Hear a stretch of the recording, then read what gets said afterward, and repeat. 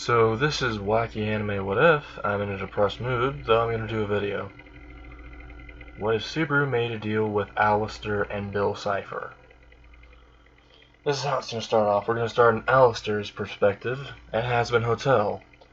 He's, doing his usual, avoiding Angel, mostly, because of all the actual, sexual jokes, and all of her slang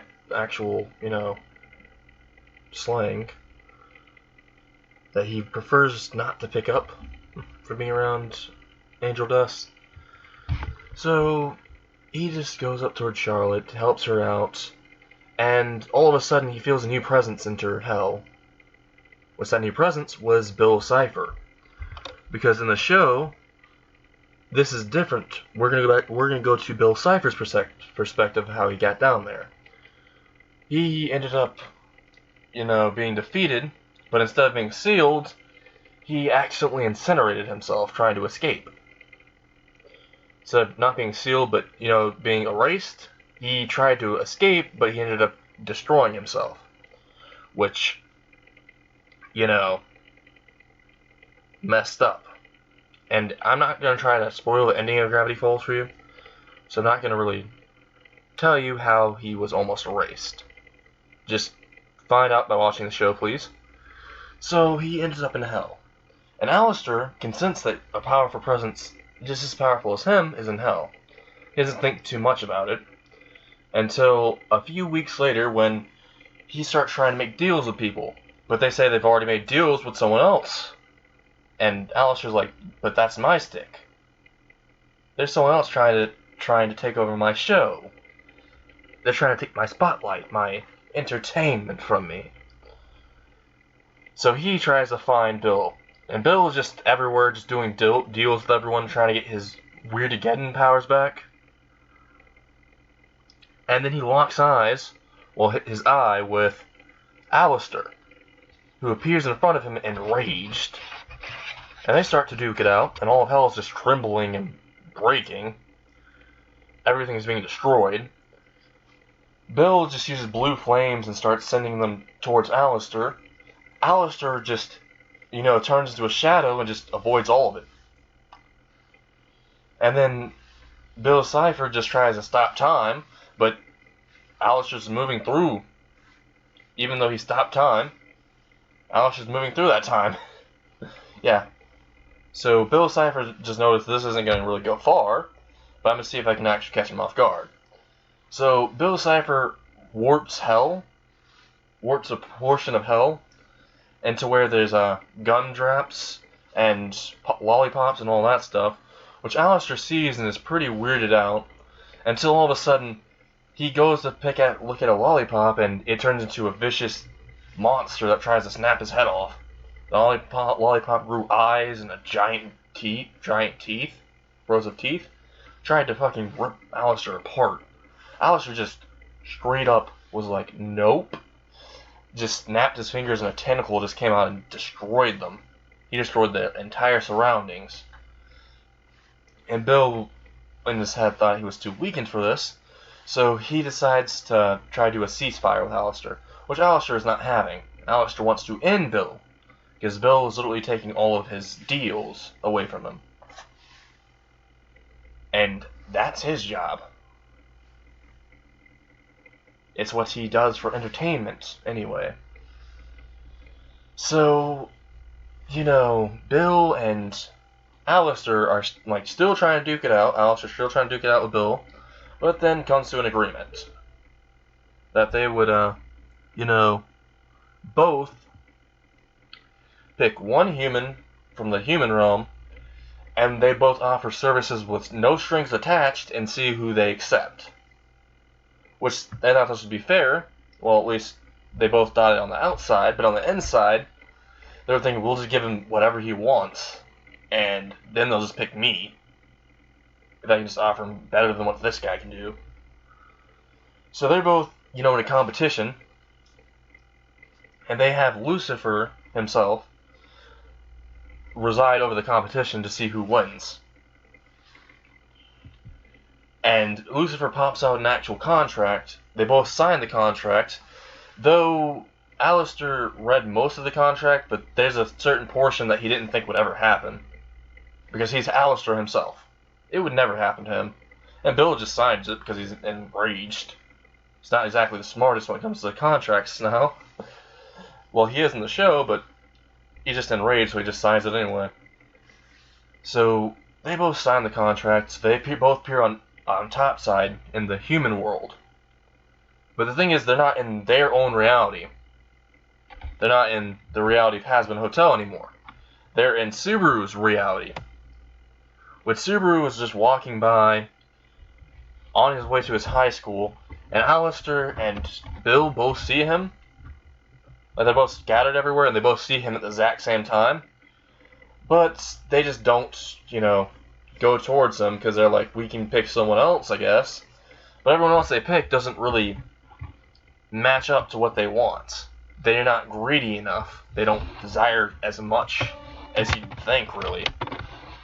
A lot of people in Subaru's world desire stuff, yes, but their desire isn't strong enough for them to say that they had given such a great price to someone. So, they both find Subaru. They go individually, though. Alastor's still looking for someone else, but Bill Cypher's like, I'm just gonna go towards him. So, Subaru just walking to school, all of a sudden this fucking triangle just appears in front of him. Right here, he just appears with a blue glowing eye and says, "Hi there, I'd like to make a deal with you. You can get something of one in a lifetime. This is an offer that you really cannot refuse. It's amazing. I can give you whatever you want." And Subaru is literally looking at him saying, "I don't want to join your Illuminati."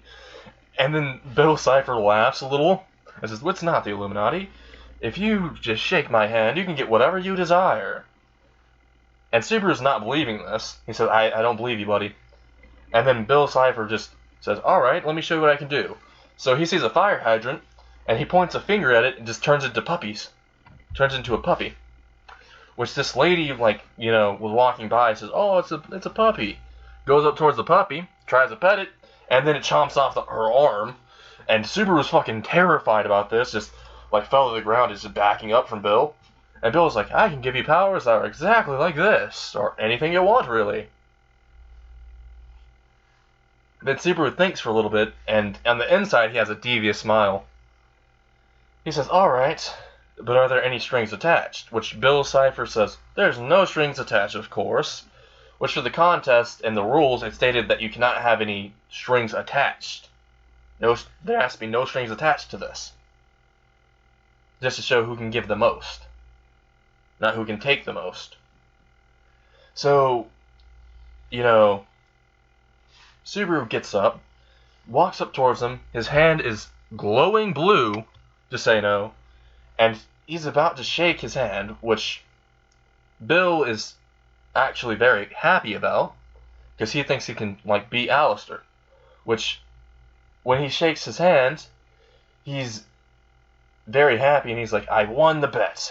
I can already tell he can't find someone that can give as much as me."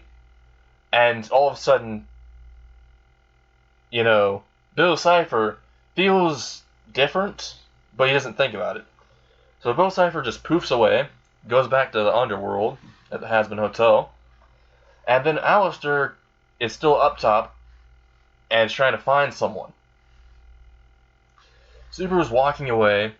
As soon as Subaru sees Alastor, and he already was informed by Bill the reason why they're doing this contest. So, Subaru is very greedy in this one. He's sort of greedy when it comes to power sometimes. But he knows that both of those entities cannot do any good. Because he's heard what Bill has done and what, Alastor have done. And Bill did say that they were both from hell, which, made Subaru be on more guard. So he's like, if I just take from them everything that they have, then, well, I'm doing everyone a favor.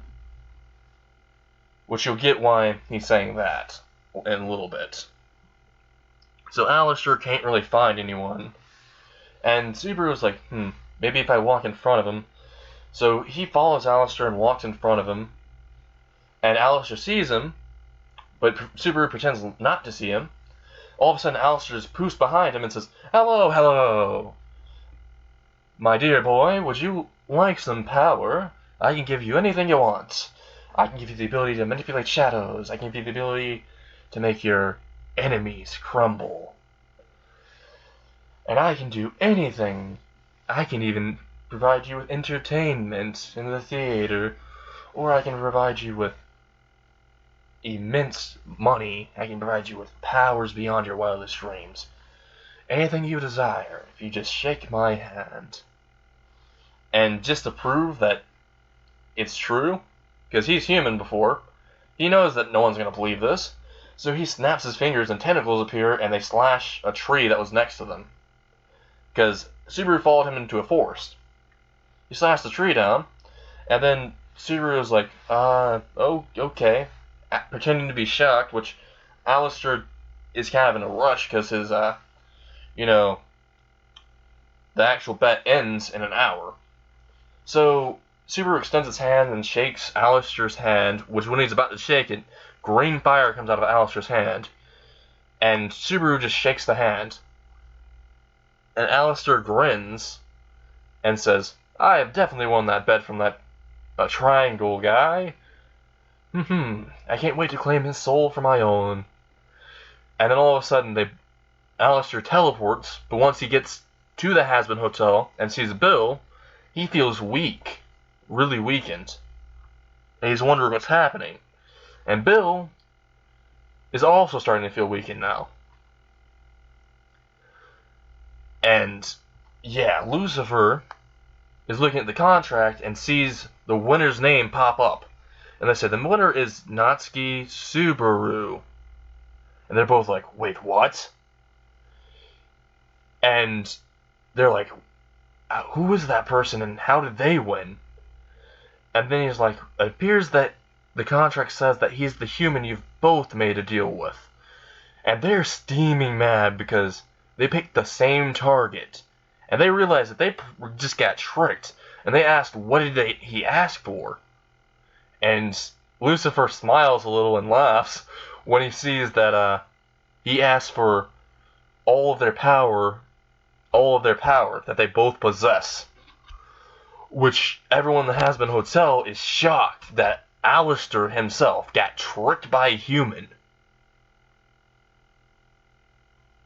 And the thing is, he was formerly human. He should have known their tricks.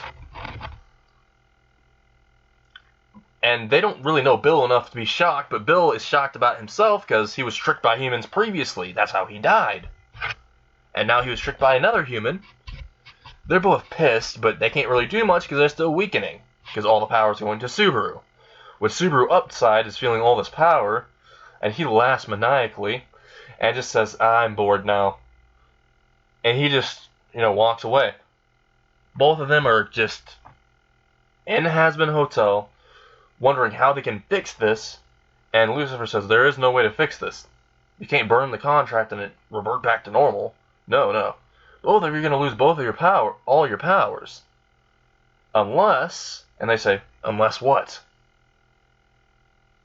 And Lucifer said, unless he's sent to another world. Or another dimension. A dimension far away that the signal doesn't get close enough so you guys don't lose all of your power. Just a majority that you can make up later on. So, they both end up saying, how do we send him to another world, though? Lucifer says, how about this? You guys make a deal with me, which they're both really stunned and very pissed because now they're having to make a deal just to get out of a deal they fucked up.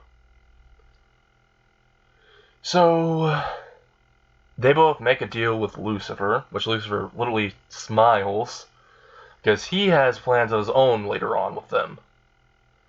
So, he gives them both an artifact, and the artifact summons to a different world. But not just that, summons them so far away that no one can get near them. Like, no one can really get near him. It's an isolated world, too, at that. so he'd be the only being there. And they smile about this because they realize he could be in complete isolation and have nothing. So they're about to go out and try to find him, but unknown to them, Subaru was like, it's nighttime now, where Subaru is. Subaru just walked in the convenience store and, bought his actual chips, his drink, and he's still laughing in his head how those two idiots fell for that trick. It was the oldest trick in the book. It's like you go to your dad and ask for something, they give you it, and then you go to your mom and ask for something, and they give you it. And neither of them noticed that they gave you something that the other one didn't want you to have. Because all you did was go to your mom, ask for something. If they said no, you go to your dad, they give it to you. And then if you went to your dad for something, and they didn't give it to you, just go to your mom for it. That's simply what he did. They wanted to both give him anything he wanted, so he just went to both of them. Why choose one when you can pick both? That's what Subaru was going through his head about when he was making those deals with them. Subaru doesn't know his powers yet, but as the powers are slowly going into him, he's getting information about the powers. He's also getting their memories. With Subaru is still laughing in his head, and he has this creepy smile, which the person at the store is kind of creeped out about, but just ignores it. So Subaru just walks out of the convenience store and is about to, try to go home, and Alastor and Bill appear, and they look at him. They have the two artifacts in their hands, and Subaru already blinked once and saw both of them appear there. Then he blinked twice and was kind of scared because he didn't know what was going to happen. Then as soon as he blinked the third time, he was in a new world. And Alastor and Bill were kind of shocked because they didn't use their artifacts yet. And they don't know what happened. Of course, this was Subaru being brought to ReZero by Satella, which they're very pissed because they can still feel their power being drained, so they're trying to find out where he went. So they go back down to hell, and Subaru is in another world now, which he is very, very excited about because he was about to get fucked over, because he knew he was going to get fucked over somehow, because he saw both of them. But now he's in the new world, so he's really happy, because he would have got fucked over. He didn't really have that many attachments to his old world. His parents weren't exactly around. This is a different Subaru. So, him having all this power is very good, is what he's thinking, because this world might not be as safe as you think. While he's looking around the world, the actual world itself, just looking around the area he's in, he is noticing that there's different races, there's furries, there's all of this other stuff, which he's excited about. So he decides to go investigate. He literally just walks around investigating, asking people, and they're about to think he's a weirdo or just not tell them. And all he does is forces that out of them by literally making them shit themselves by using reality warping. Just warping reality a little. Making them just see static and the symbols. And they tell him everything. So he gets the information relatively quickly. And then after that, he doesn't exactly go to where those, female furries were, because he saw the sign, so he used the male restroom. And he just walked out. And he was just walking around, and all of a sudden, he decided to just go into the alleyway beside the apple stand because he thought he saw something interesting. Well, not saw something interesting, more like he had to go rest somewhere. But he thought he saw something interesting when he saw a little bottle, like a bottle with something in it. So he walked over, and when he looked into the bottle, he saw that there was this weird creature inside the bottle It fascinated him, so he grabbed it and poofed it. He put it into something he made, which was called an inventory. Because he liked RPGs, so he decided to make a skill. Which he could do because he has tons of power right now. And more is flowing through him by the day. So he put it in his inventory, and he decided to sit down. And once he sits down, all of a sudden, the three smucks, the three stooges that were from the show, they just walk through. Bubblegum, the bubblegum haired one, literally just pulls out his swords, and Subaru's like, oh, so you guys are trying to mug me. They're like, hell yeah, we are. Give us everything you have, and we might let you live. And Subaru's like, oh no. How about this? You just walk away, and I might let you go with minor injuries. And they're confused by this. And they're kind of a little nervous because they have weapons drawn. He has nothing in his hands. And they're thinking they might have just messed with the wrong person. But then Bubblegum Guy is just like, you know what? He could just be bluffing. So he starts running up towards him, trying to stab him. All of a sudden, Subaru literally lets the knife stab his hand. Like, just cuts his hand straight off. He's like, oh, my hand! Subaru's on the ground, kneeling, saying, my hand! It's gone! And he's like screaming in pain. And literally, Bubblegum Guy is laughing, saying, and you thought that you could bluff us? And all of a sudden, Subaru just starts laughing and says, actually, it wasn't a bluff. And then his hand just literally grows back in front of them.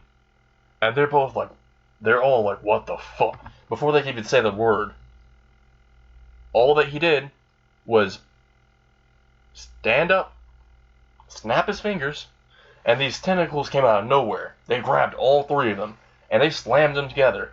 They slammed them against the walls. They scraped them against the walls.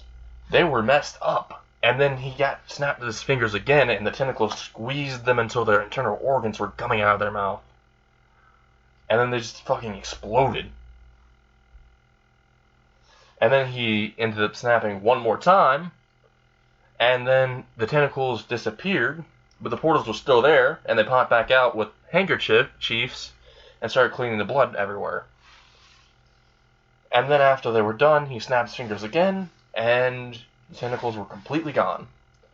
This is when Felt starts running by and runs through the alleyway and sees Subaru, but is thinking in her head, wasn't there more people here? I thought I saw those three guys walk in here. That's very odd. While she's parkouring, which Subaru isn't pretty impressed and actually claps. Says, that was an impressive display. Very entertaining, my dear. And Felt heard this and was wondering what his problem was and why he acted like that. And all of a sudden, Emilia appears, sees Subaru, and Subaru just turns around and says, hello there. How are you? And she says, I'm not doing too well, and also, are you working with her? And Subaru says, no, I just saw this girl parkour or, do some acrobatics up that building over there. And, Emilia is, very concerned for her actual, emblem. Her emblem. Because if she doesn't get that, her sigil, then she's screwed. Because she can't enter the royal selection. Which Subaru literally was reading her mind and says, oh, you're trying to get your sigil, you called it?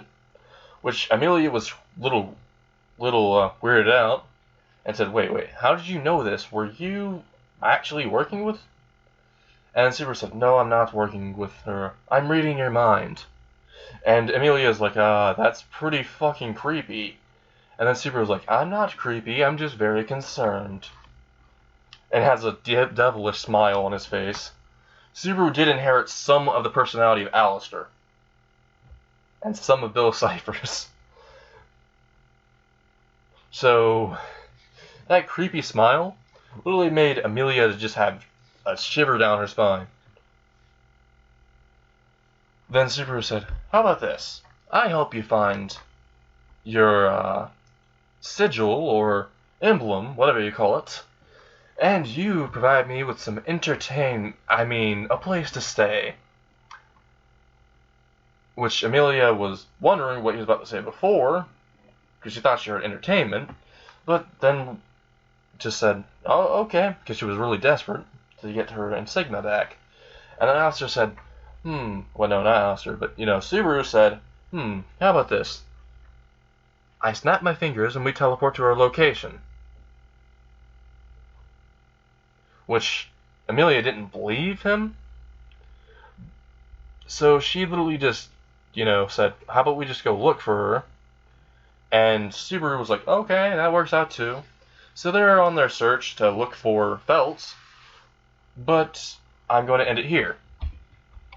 Alright? So, yeah, this is where I end the episode.